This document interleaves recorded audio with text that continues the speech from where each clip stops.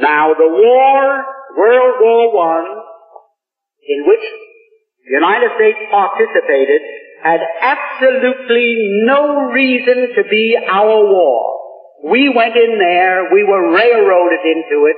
If I can be vulgar, we were suckered into that war merely so that the Zionists of the world could obtain Palestine.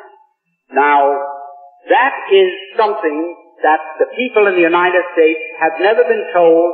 They never knew why we went into World War I. Now, what happened? After we got into the war,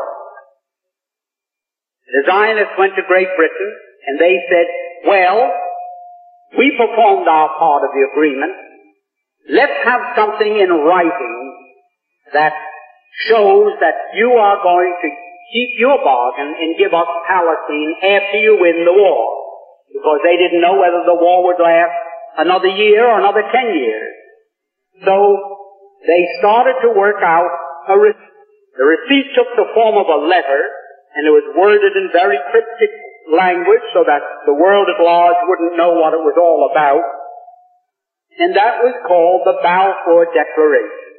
The Balfour Declaration was merely Great Britain's promise to pay the Zionists what they had agreed upon as a consideration for getting the United States into the war.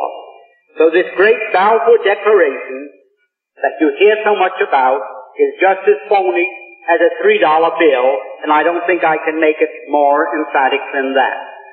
Now, that is where all the trouble started. The United States was in the war. The United States crushed Germany. We went in there, and it's history, you know what happened.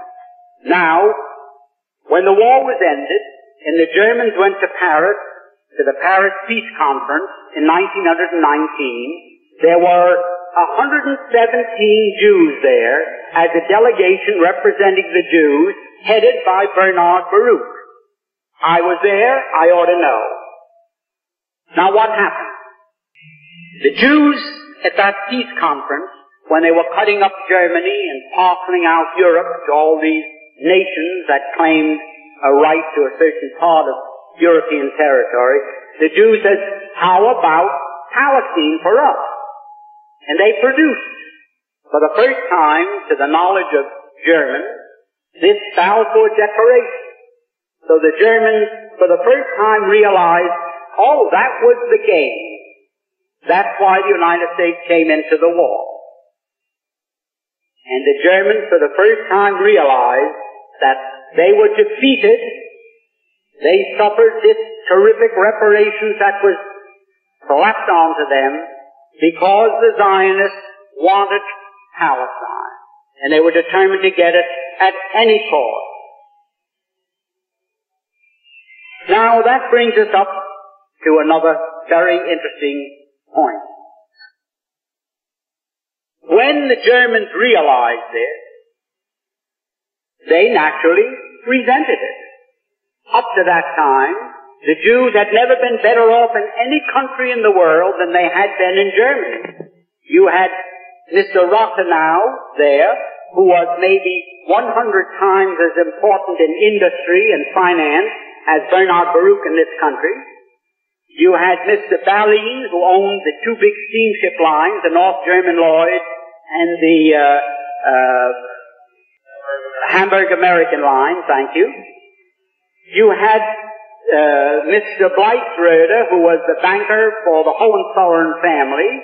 You had the Warburgs in Hamburg, who were the big merchant bankers, the biggest in the world. The Jews were doing very well in Germany. No question about that. Now, the Germans felt, well, that was quite a sellout. It was a sellout that I can best compare.